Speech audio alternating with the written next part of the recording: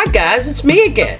KO Cool, what's up, y'all? Hey, before I start, like, subscribe, all that cool stuff, because it's free, and it's how you can support my baby little channel. Well, thank you for your support on my first true crime video yesterday. Obviously, I don't get the views that I did with Brittany, but I'm going to have to deal with that for a little bit, because everyone thinks I'm a Brittany channel, and I ain't. It's just that I was trying to solve the mystery, and the mystery has gone. Anyway, this guy had his extradited hearing yesterday. He said, it's all good, I'll sign the paper. You don't have to take it to court, because I think he wants to know what they have on him. Because this guy thinks he's smarter than basically everybody. And that is the MO of someone who has narcissism, Machiavellism, sociopath. I think he's all of that. But he did say I love you to his sister and mum that appeared in the hearing. Look at them. Look at their eyes, man. They are just absolutely bewildered. Because this guy probably had no signs to them. He would have been different amongst the family. And that is why they're pretty shocked. I mean, obviously he was an odd character. He was socially awkward. But I guess he never gave off that vibe to them.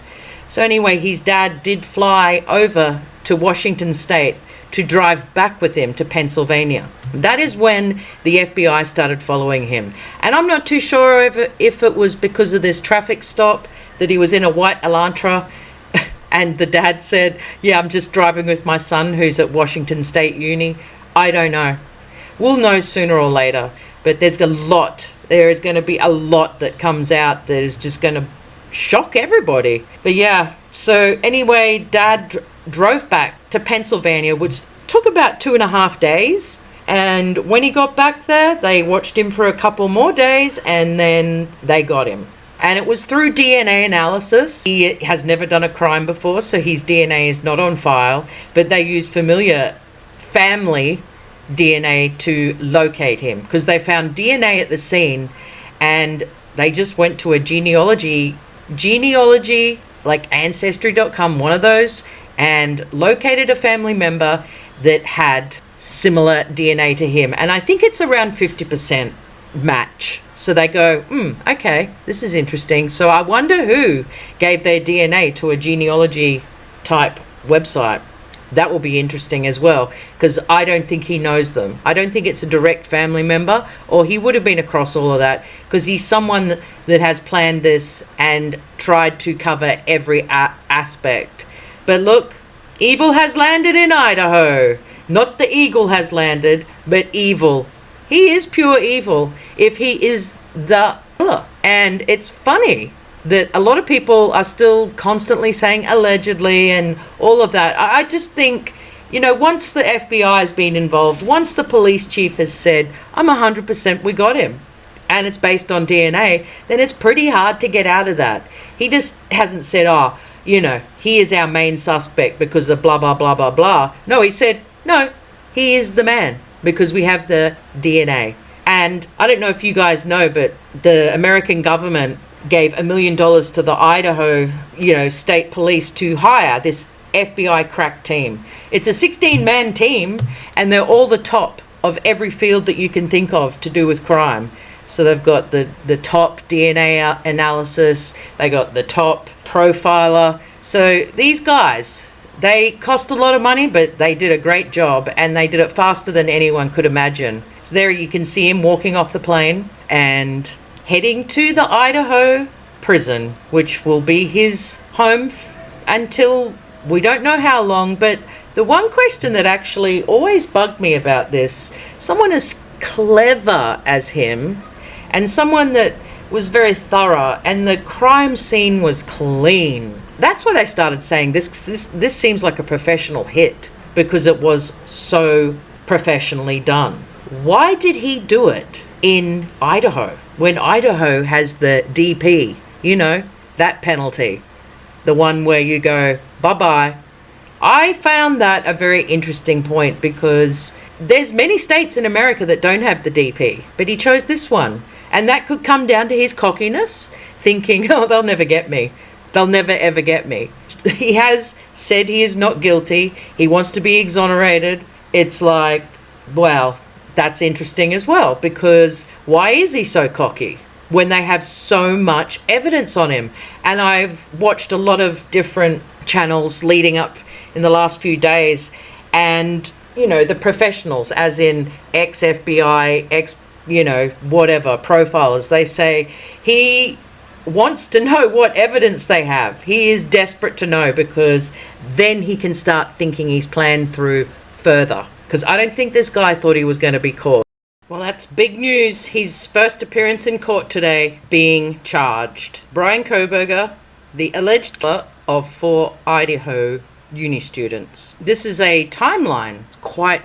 look, I've taken stuff from the news because they're way better at all this stuff, putting it together, than I am. Strange that he was that clever, doing a PhD in criminology, but that dumb at the same time to turn his phone off, turn it on. You can see here at 2:40 a.m. he leaves Washington. He drives 15 to 20 minutes to Moscow. Then he turns his phone off. Man, stupido.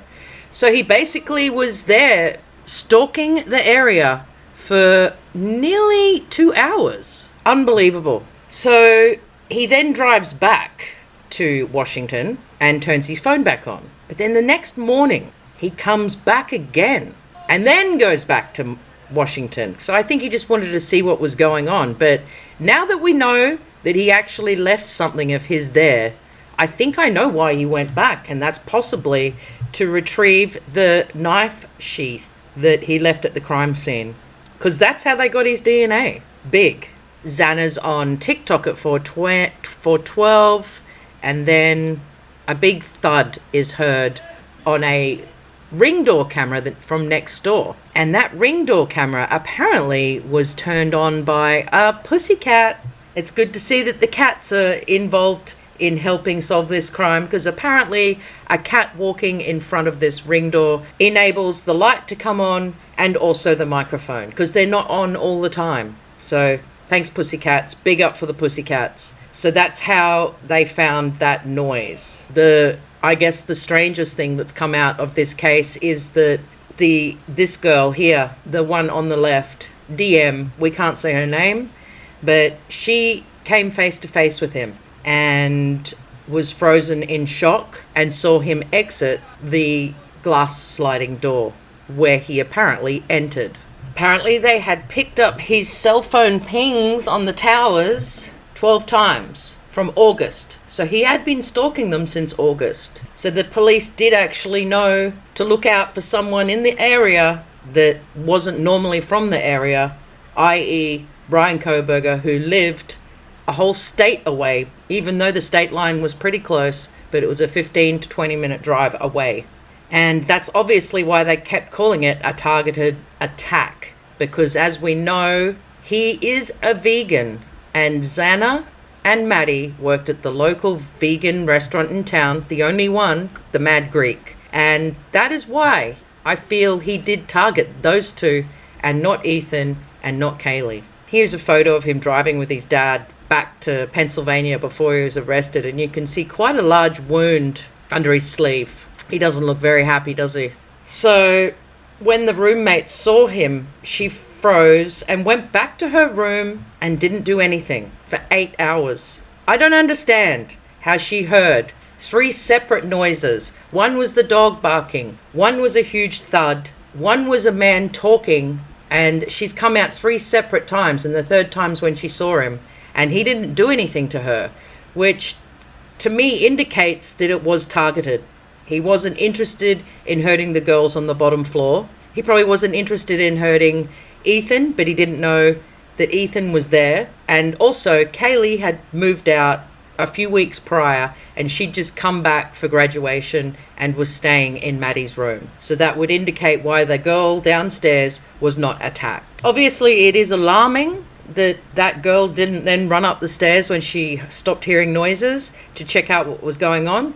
But we don't know how you would feel in that situation, and we don't know the goings on in that house. Like, it could have been, she just could have assumed it was Finn's friends leaving. I mean, there's many options. So I don't think anyone should send this young girl hate because she definitely shouldn't be vilified. I'm sure the guilt that she has is enough. You know what I mean? Like, now that she knows what happened, she is going to have lifelong PTSD and guilt like nobody else. I mark my word, that poor young girl. I also think that's why we saw very little of her, because many YouTube channels started making videos about her saying, how come she's so silent? How come she says nothing? And I think we know now that's why. And also, she probably was in protection, because if she's come face to face with the Illa, then yeah, he may then want to hurt her. So I'm sure she was in hiding, and that is precisely why we didn't hear much from her at all. And everyone just losing their minds saying, oh my God, she's so suspect, she says nothing. Well, there you go. Sometimes you need more evidence before you make videos. That's all I have to say, because you can go wild with many theories and vilifying people that are very innocent. And everyone surrounding these 4 victims were vilified. I understand.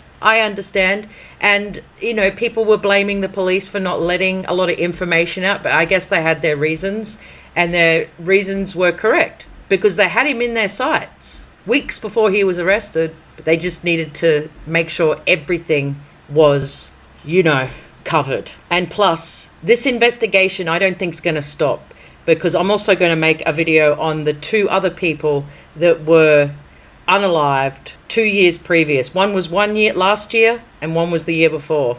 And they were also attacked in their sleep in the same fashion. Very close areas. One was Washington, one was Salem. I kind of feel that he could be a serial Illa, and this might be why the biggest FBI guys came in. You know, I think this is why it was a very serious, not just how serious it was with this, what actually happened, but there could be more to it. I don't know. It's just a thought. They kept on saying from day one, they knew the weapon. Everyone kept on saying, how would they know what exact weapon? Like a K-bar knife. Like, how would they know that? Well, he left the sheath there that covers the knife and hooks onto your belt. And they found his DNA on that button that you press onto your belt. That's how they found his DNA. So obviously when they ran it through the system, it didn't check up, because he's never done a crime. But he was on the radar because of the white Elantra being seen so many times around that actual time of the incident. So for a criminology PhD student, he was dumb. Like, I can't fathom how he could be that careless. But it could be why he came back the next day. The police still hadn't been called. He could have snuck in, but there was probably too many people around for him to do so. I'm going to make a video about this Reddit thread, not the one where he was investigating, but more so the one that is not confirmed that it's him, but a lot of the things this person was saying sounded like him. He was just saying things that really not many people would know. Look at some of the things he's written here, talking about how he entered the door and talking about how X and M were the targets. Look at the Illa's route inside the home. K being a target doesn't make any sense. Why would K being a target not make any sense? That's a very strange thing to say.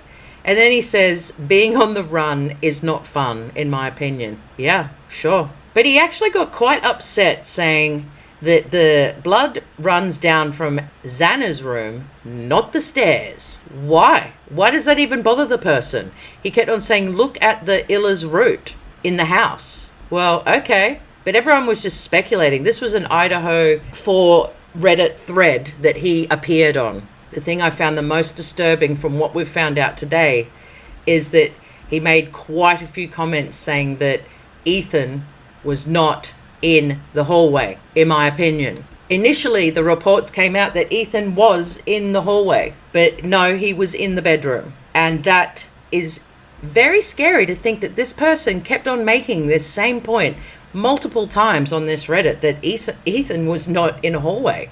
Like, why did it bother you so much? It's like he hated them putting out incorrect facts. And a part of me thinks that this is how they get people, because they obviously understood his profile and how he had a psychopath, sociopath, dark triad type personality, that he's very meticulous And he didn't like people saying the wrong things, even in the Reddit thread. So I wouldn't be surprised if this is him. But I will make a full video about that because it's a 33-page document of all the comments that this person made. And they're all very strange in the sense, everyone's like, how would you know that? Are you the iller? And he's like, no, I've been cleared. It's like, oh, really? Well, I just think this is how he was getting the intel on what people were thinking and trying to cover up this and that. But now that it's out and we all know that they got his DNA from him leaving that at the scene, the sheath, and they followed him all the way back to Pennsylvania. They got some rubbish out the bin, which is legal for the FBI to do.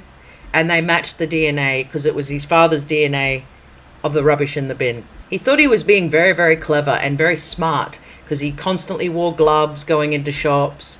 He was just, in his mind, getting away with it. But I imagine that knife sheath is what disturbed him and kept him up late at night because he knew he left it there. He knew. And he was pooping his pants. And there you go. DNA doesn't lie, people. This guy, in my opinion, is extremely guilty and will hopefully go to the chair. Look, we haven't had the DP in my country since the 70s, early 70s. And I've always thought, even when I was studying criminology myself, I used to think, can they just abolish the DP? But when it's a serious case where there's irrefutable evidence, let's keep it in the whole world. Because why do taxpayers have to keep these people alive? It's taxpayers' money that keep these subhumans alive. When I just think it would be better once it's found out he did it, yes, blah, blah, blah, then, delete him. I know that's dark, but that's just how I feel. Because I don't think they should be able to stay alive when they've done something this horrific. But I think now we know a lot more from this 19-page affidavit that came out from the court. But as this case goes on, there's going to be more and more evidence, but I just don't know whether we'll find it all out because they have put a gag order on any information coming out at present. But yeah, his so-called perfect crime, it didn't work because he was too stupid. Just turning your phone off is not enough, son. Anyways, gonna love you and leave you, and I'll see you real soon. Bye! Good vibes in and the bad vibes out. You feel me? You dig? Cheers, ballers. How it feel? How it feel? Feel so real. How it feel? How it feel? How it feel? And that feels so real. How it feel? How it feel? How it feel?